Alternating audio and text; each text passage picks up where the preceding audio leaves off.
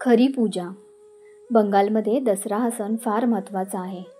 घरोघरी लोक कालीदेवीची 9 दिवस मोठ्या भक्तिभावाने पूजा करतात. दसऱ्याच्या दिवशी मोठा उत्सव करून त्या पूजेची सांगता होते.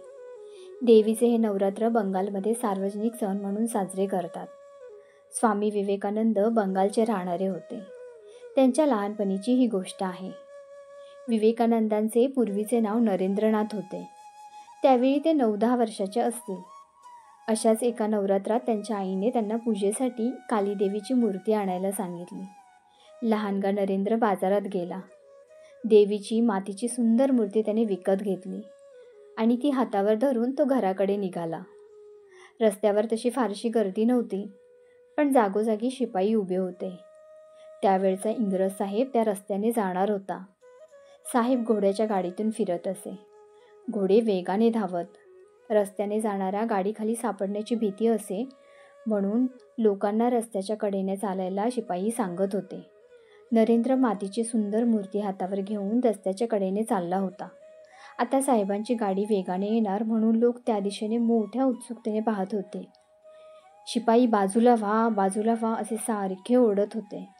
तेवढ्यात साहेबांची गाडी जवळ आली आणि त्याच क्षणी एक 4-5 वर्षाची मुलगी रस्ता ओलांडून पलीकडे जायला धावली.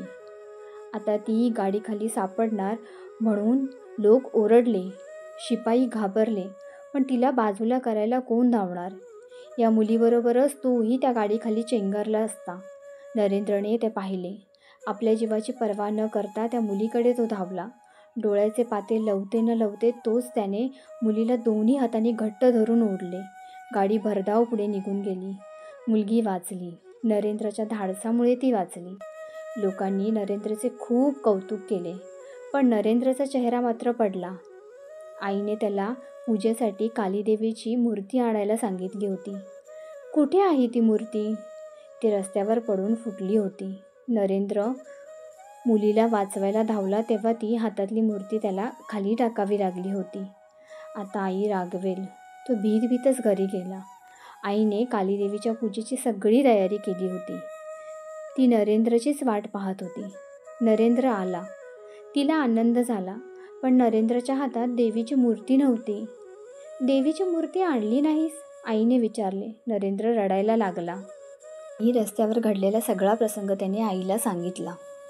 आई, दुसरा इलाजच नव्हता ग.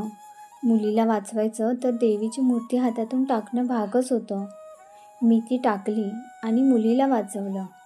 आईने नरेंद्रला पोटाशी धरले. छान केलंस बाळा, छान केलंस. त्या मुलीला वाचवलंस. खरी देवी वाचवलीस. कालीमातेची खरी पूजा तू केलीस.